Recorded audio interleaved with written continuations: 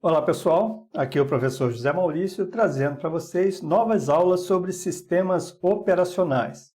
Essa é a nossa videoaula 3, trazendo como tema gerência de processos. Aproveito para reforçar sempre com vocês a necessidade de verificarem o conteúdo em nossa sala de aula virtual, que complementa o assunto que é apresentado aqui para vocês. Então vamos lá, vamos à nossa apresentação da nossa videoaula 3, gerência de processos. Primeiramente, a gente deve retomar aquele conceito de processo. Um processo é basicamente um programa em execução e precisa de recursos do sistema computacional, recursos de hardware, como tempo de CPU, memória, arquivos, dispositivos de entrada e saída, entre outros, para realizar uma tarefa. Um sistema operacional ele executa uma variedade de programas que envolvem uma série de processos. Os sistemas embedded, por exemplo, nós temos os jobs, e os sistemas de compartilhamento de tempo, tempo compartilhado ou time sharing, nós temos os programas do usuário. Programa e processo. Bom, se pensarmos em termos de comparação, um programa é um conjunto de instruções. O processo ocorre quando um programa é executado. Quanto à natureza, um programa é passivo. Ele está ali residente na máquina. Já o processo, que é o programa em execução, ele é ativo. Quanto à vida útil, um programa é longo, pode durar muito tempo, ele pode ser recondicionado, ele pode ser atualizado. Um processo ocorre de maneira limitada, numa fração, num time slice de tempo, portanto ele é limitado. Os recursos necessários para um programa requerem um espaço de armazenamento em disco ou alguma unidade, né, de massa que possa fazer esse armazenamento e não requer outros recursos mais fundamentais. Já um processo requer, como já falamos, tempo de CPU, uso de memória, uso de disco, dispositivo de entrada e saída, entre outros. Troca de processo.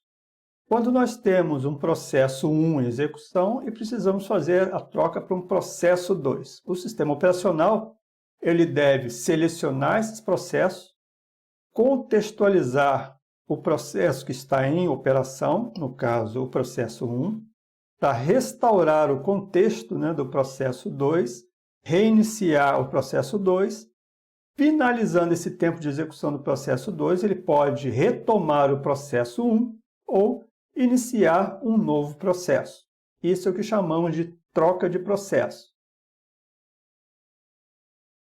Como o processo é um programa em execução, a sua execução também pode ocorrer de forma sequencial. Nós temos uma pilha, onde temos aí nessa pilha um contador de programa, nós temos a seção de dados, nós temos também toda a parte de cabeçalho de contexto, que vão identificar esse processo, vão identificar a sua ordem de execução. Os processos eles também podem ser descritos como processos limitados por entrada e saída e processos limitados por CPU. Os processos limitados por entrada e saída, eles passam mais tempo realizando operações de entrada e saída do que de processamento propriamente dito. Então nós temos aí várias rajadas curtas de CPU, curtas utilizações de CPU. Já os processos limitados por CPU, eles passam mais tempo fazendo a parte de processamento, são poucas rajadas, mas muito longas em termos de CPU, ou seja, sua ocupação, sua utilização de termos de CPU é maior. Um processo também ele pode ser encontrado em 5 estados distintos. O processo pode ser novo, quando ele está iniciando, quando ele está sendo criado. O processo pode estar no estado de executando, onde as instruções do processo estão sendo executadas. Ele pode estar no estado de esperando ou aguardando, né? O processo aguarda que algum evento ocorra para que ele se inicie. Ele pode estar no momento de pronto. O processo aguarda ser escalonado por um processador. Ele está aguardando para entrar em operação, em execução. E finalizado. A execução do processo é concluída. Então, nós temos aí esses 5 estados. onde um programa ele é carregado e se torna um novo processo.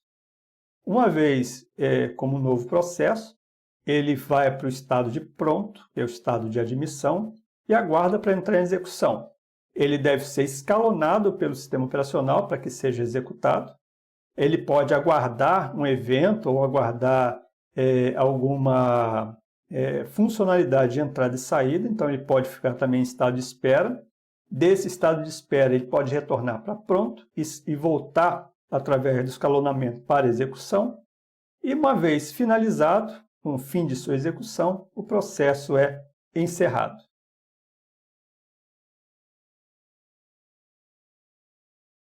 O bloco de controle de processo, ou PCB, Process Control Block, é uma estrutura de dados, na verdade é uma lista encadeada, que faz todo o controle das tarefas.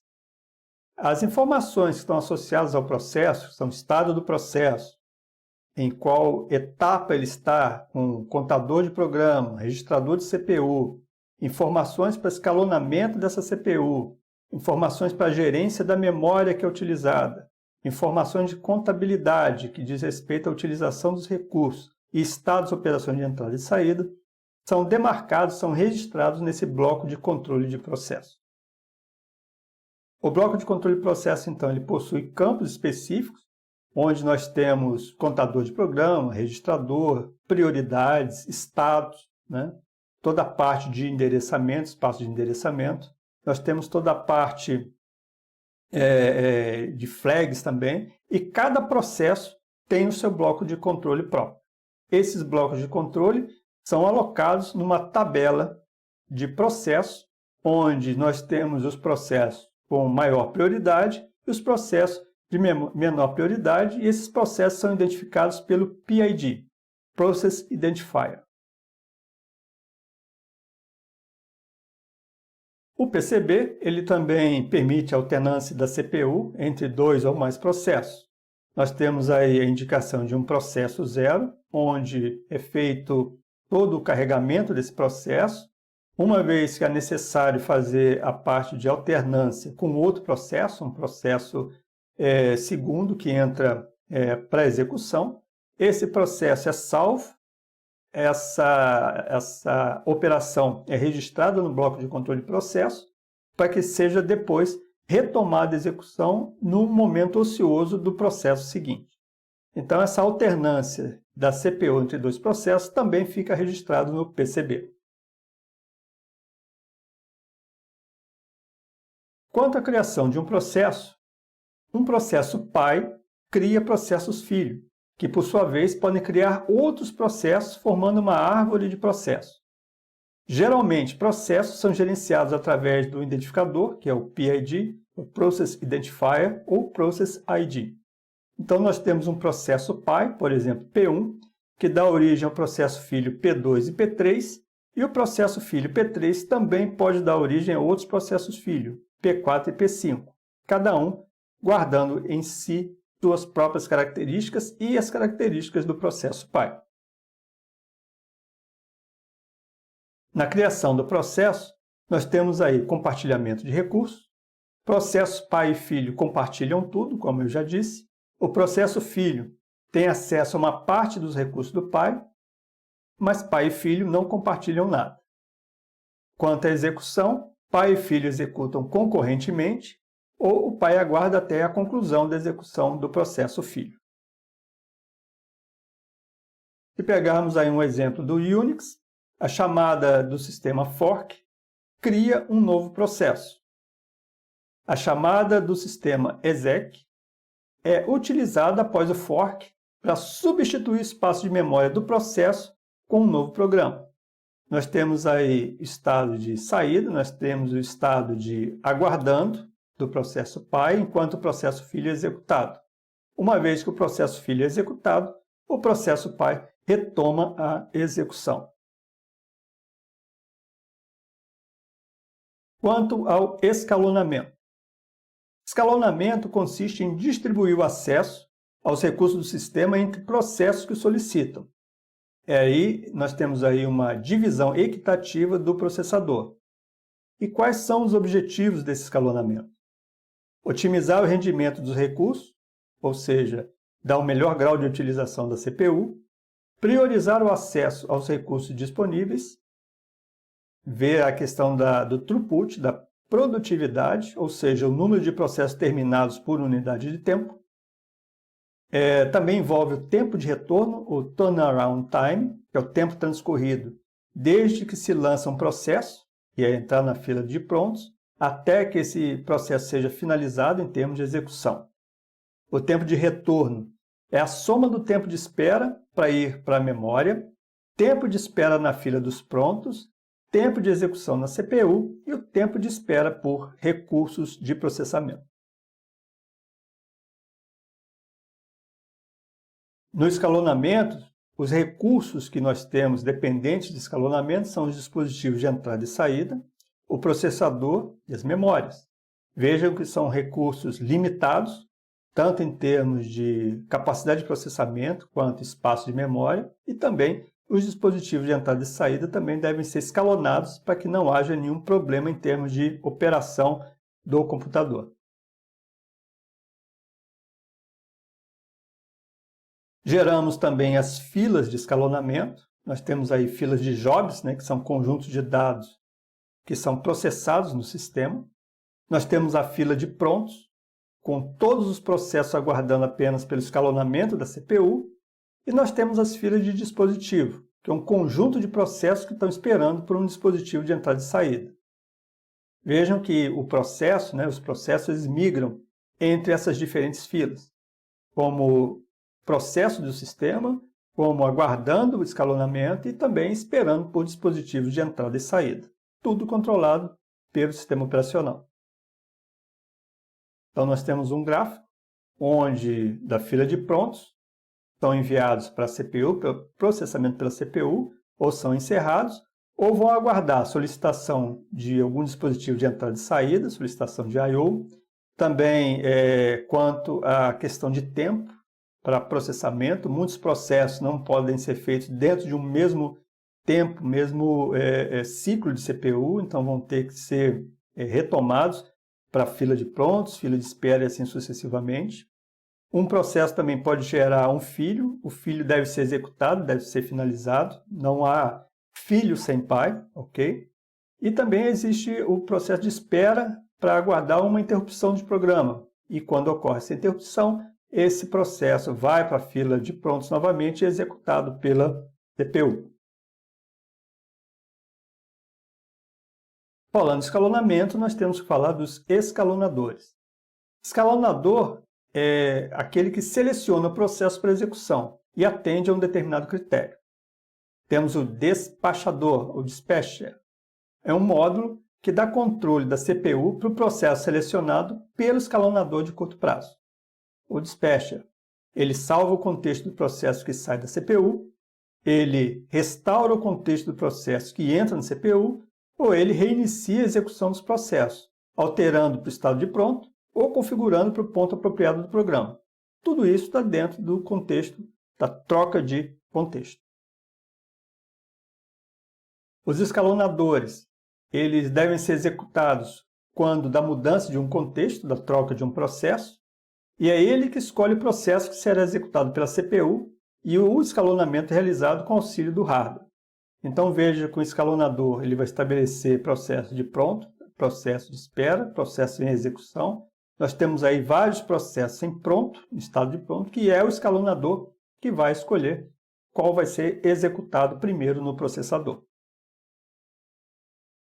Do ponto de vista do escalonador, os processos podem ser representados como uma sucessão de etapas.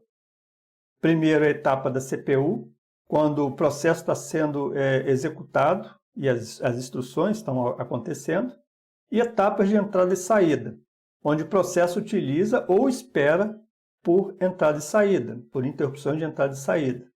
Então, nós temos processo de execução, no exemplo, processo 5, processo 3, processo 2, processo 4, onde o tempo total de execução é um tempo X e as etapas de entrada e saída é o tempo Y. O tempo X é etapa de CPU e o tempo Y é etapa de I/O, de entrada e saída. Nós temos também processos intensivos com o uso de CPU. As etapas de CPU são maiores que a de entrada e saída. Vejam que os processos 5 e 7 consomem muito mais processos de CPU do que o processo 1. Já processos intensivos em entrada e saída, as etapas de entrada e saída são maiores que as entradas e etapas de CPU. Então, os processos, na verdade, 5 e 4, fazem um uso massivo de entrada e saída com uma duração Y, enquanto o processo 1 utiliza mais CPU. Temos processos intensivos em CPU, onde as etapas de CPU são maiores que as de entrada e saída, como falamos. O tempo de processamento depende mais do processador do que das entradas e saída, é o que nós temos em termos de CPU bound. E os processos intensivos em entrada e saída, onde a entrada e saída é maior do que o tempo de CPU, os sistemas fazem uso de entrada e saída com mais intensidade. São conhecidos como I/O bound.